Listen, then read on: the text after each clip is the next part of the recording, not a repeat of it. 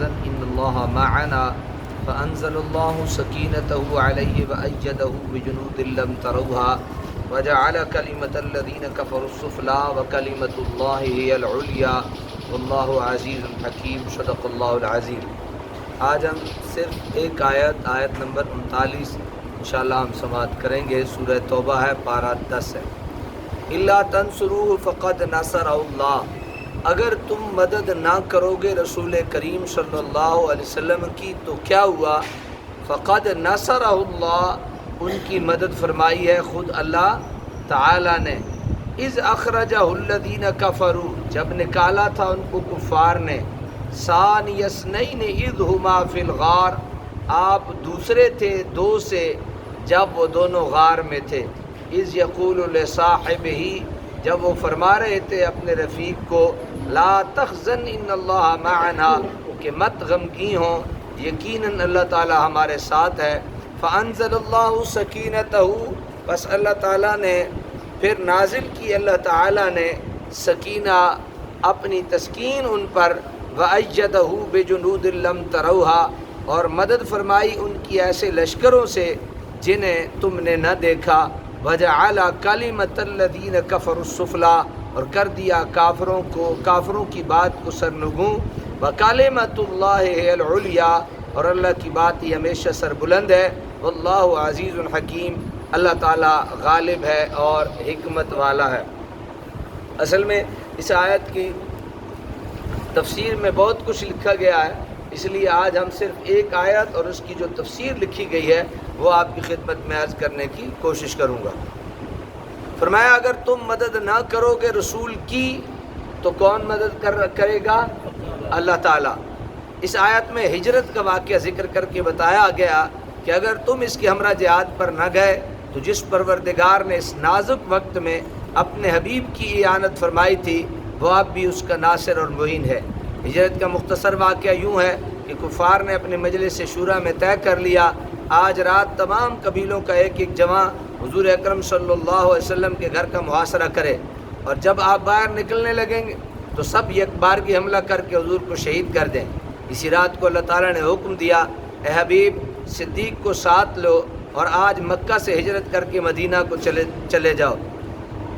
حضور صلی اللہ علیہ وسلم نے حضرت علی کو اپنے بستر پر سونے کا حکم دیا اور ارشاد فرمایا کہ کوئی تمہارا بال بھی بھیکا نہ کر سکے گا، صبح لوگوں کی امانتیں جو ہمارے پاس ہیں ان کو پہنچا دینا اور پھر تم بھی مدینہ کا قصد کرنا۔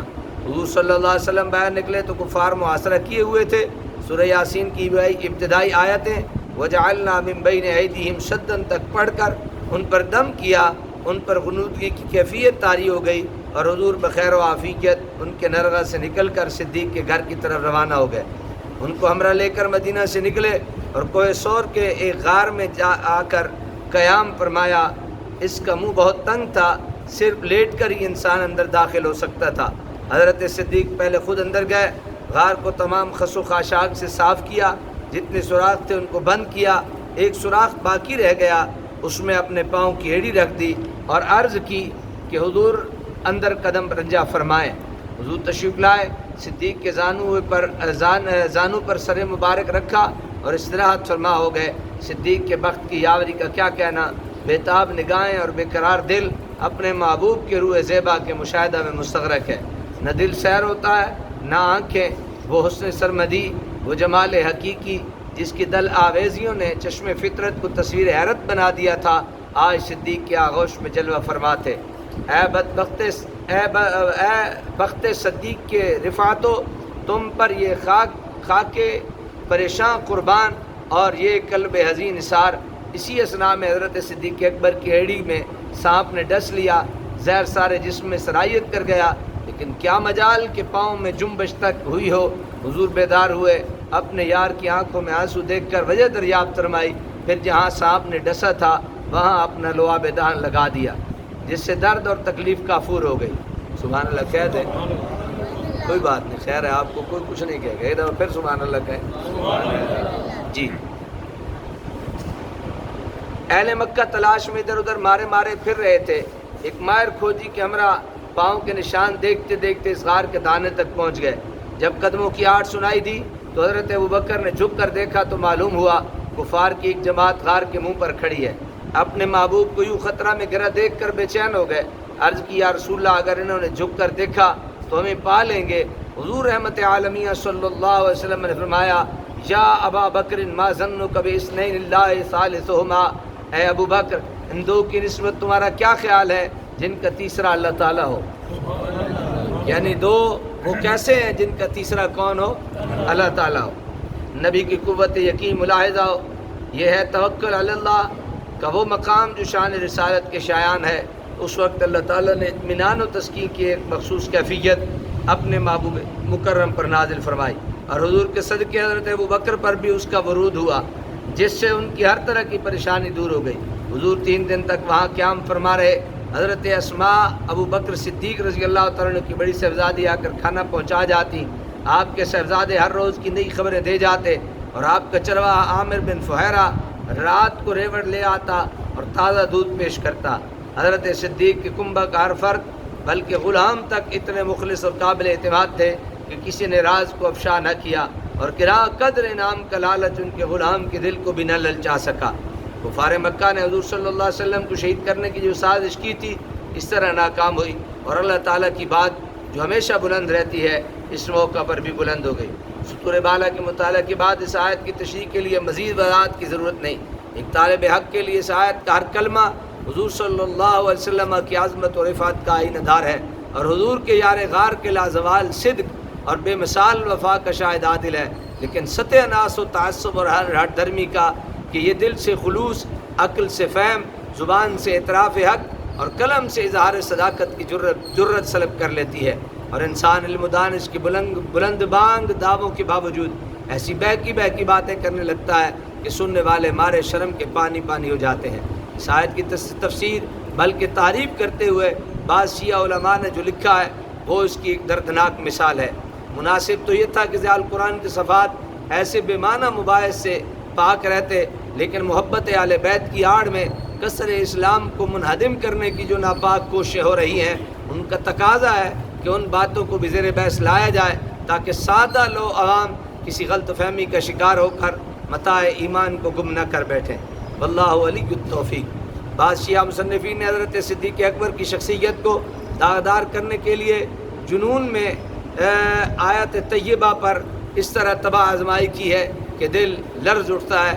وہ کہتے ہیں کہ حضرت صدیق کی فضیلت کو ثابت کرنے کے لیے تم اس آیت طیبہ کو پیش کرتے ہو اور کہتے ہو کہ آپ کو سفر ہجرت میں رفاقت کی سعادت حاصل ہوئی، لیکن تمہارا یہ قول بے بنیاد ہے۔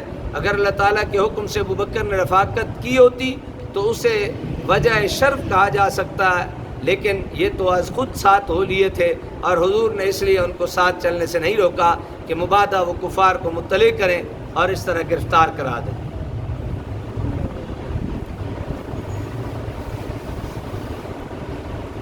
آپ یہاں تک یہ بات کو سمجھیں۔ بغض صدیق میں اہل تشیع یہ کہتے ہیں کہ حضرت صدیق اکبر کو رسول اللہ نے ساتھ ہی نہیں لیا، حالانکہ روایات کے مطابق یہ بات موجود ہے کہ رسول اللہ نے حضرت علی کو اپنے بستر پہ لٹایا اور خود سیدنا صدیق اکبر کے گھر تشریف لے آئے، اور یہاں سے حضرت سیدنا صدیق اکبر کو ساتھ لے کے آگے کا سفر کیا۔ سمجھ آ گئی؟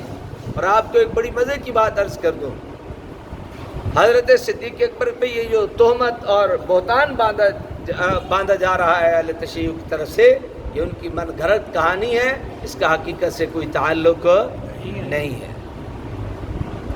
جب اللہ تعالیٰ کی توفیق ساتھ چھوڑ دیتی ہے تو انسان ایسی بے سر و باتیں کرنے لگتا ہے۔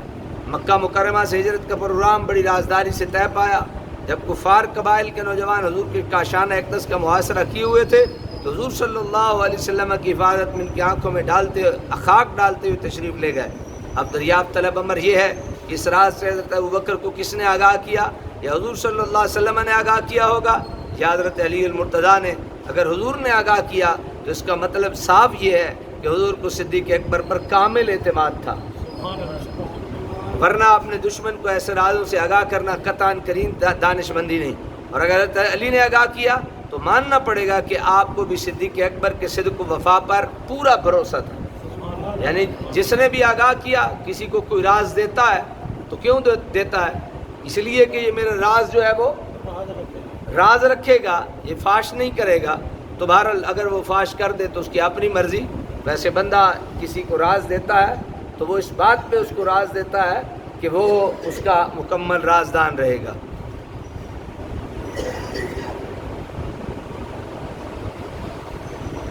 اور اگر حضرت علی نے آگاہ کیا تو ماننا پڑے گا آپ کو بھی حضرت صدیق کے صدق و وفا پر پورا بھروسہ تھا، اس لیے آگاہ کیا۔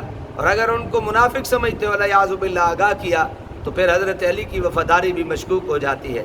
یعنی آپ نے اس راز کو افشا کر کے حضور کو مشکلات میں مبتلا کرنے کا آغاز کر دیا، اور اس لایانی بات کو کوئی ایماندار قبول کرنے کے لیے تیار نہیں۔ اس سے ثابت ہوا کہ صدیق کا ایمان وہ ایمان ہے جس پر خدا کو، رسول خدا کو اور شیر خدا کو مکمل اعتماد ہے۔ اس لیے ان کو اس راز سے آگاہ بھی کیا گیا اور شریک سفر ہونے کی سعادت بھی ارزانی فرمائی گئی۔ جب حضرت صدیق کے ایمان کی گواہی علیم بذات الصدور خدا نے دی اور نبی اکرم صلی اللہ علیہ وسلم نے دی اور حضرت علی المرتضیٰ رضی اللہ تعالیٰ عنہ نے تصدیق کی، اگر آج کا بعمل مسلمان صدیق اکبر پر زبان تان دراز کرنے کی جرت کرتا ہے تو وہ اپنا ہی کچھ بگاڑتا ہے۔ صدیق اکبر کی شان میں کمی واقع نہیں ہوتی۔ خود اس فرقہ کے علماء نے ان کے اس زعم باطل کی تردید کی ہے۔ چند حوالے ملاحظہ فرمائیں۔ علامہ فتح اللہ کاشانی اپنی تفسیر منہج الصادقین میں اس آیت کی تفسیر کرتے ہوئے رقم دراز ہے، بس پیغمبر صلی اللہ علیہ وسلم شب پنجشنبہ جو ہے وہ رسول اکرم صلی اللہ علیہ وسلم پنجشنبہ کی رات کو مکہ مکرمہ میں امیر المومنین کو اپنی جگہ پر سونے کا حکم دیا اور خود حضرت ابوبکر کے گھر تشریف لے گئے اور انہیں ہمراہ لے کر باہر آئے اور اس غار کا قصد فرمایا۔ مصنف حملہ حیدری علامہ بازل نے واقع ہجرت کے بارے میں جو لکھا وہ درج ذیل ہے، شاید ان دوستوں کے لیے سرمہ چشم بصیرت کا کام دے۔ راوی کہتا ہے کہ دین کے سالار اللہ تعالیٰ کی حفاظت میں اس مکار قوم کے محاصرے سے باہر نکلے اور حضرت ابوبکر کے گھر تشریف لے گئے۔ حضور صلی اللہ علیہ وسلم نے انہیں سفر ہجرت کی خبر دی تھی، اس لیے وہ ساز و سامان کے ساتھ تیار بیٹھے تھے۔ نبی اکرم ان کے گھر پہنچے تو انہوں نے سفر کرنے کی ندا سنی۔ حضرت ابوبکر جب اس حال سے خبردار ہوئے تو اپنے گھر سے روانہ ہو کر حضور کے ہمراہ ہو گئے۔ ان دونوں حوالوں سے یہ واضح ہو گیا کہ نبی اکرم صلی اللہ علیہ وسلم نے خود صدیق اکبر کو اپنے ہجرت کے ارادے سے آگاہ کیا اور انہیں بھی حکم دیا تھا کہ وہ بھی اس سفر میں ہم رکاب ہونے کے لیے تیار ہیں۔ حضور کفار کے محاصرے سے بخیریت نکل کر سیدھے حضرت صدیق اکبر کے گھر آئے اور انہیں ہمراہ لے کر مکہ سے مدینہ کی طرف روانہ ہوئے۔ آخر میں حضرت امام حسن عسکری کی روایت پیش خدمت ہے۔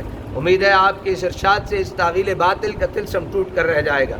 تفسیر حسن عسکری میں مروی ہے کہ جب کفار نے حضور کو قتل کرنے کا منصوبہ بنایا، جبریل حاضر خدمت ہوئے، اللہ تعالیٰ کا سلام پہنچایا، کفار کی ریشہ دوانیوں کی اطلاع دی اور یہ پیغام الہی بھی گوش گزار کیا کہ وَأَمَرَكَ أَن تَسْتَصْحِبَ أَبَا بَكْرٍ، اللہ تعالیٰ نے آپ کو حکم دیا ہے کہ اس پرخطر سفر میں ابو بکر کو اپنے ہمراہ لے جائیں۔